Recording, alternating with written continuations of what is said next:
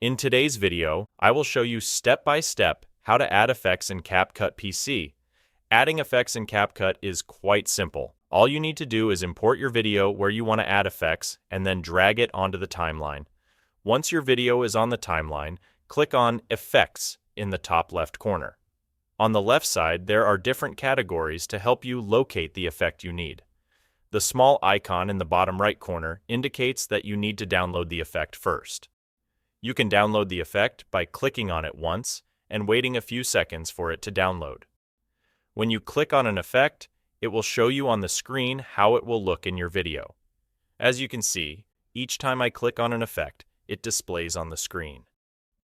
Once you find the effect you want to add, simply drag it onto your video and the effect will apply to the entire video.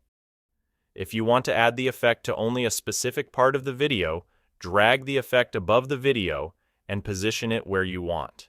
As you can see, the effect is now only in one part of the video.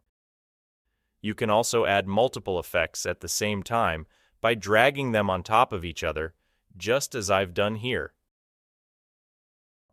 In the top right corner, you can find settings for the effects that you can adjust according to your preference. If you found this video helpful, please like it and subscribe to my YouTube channel. Thank you for watching.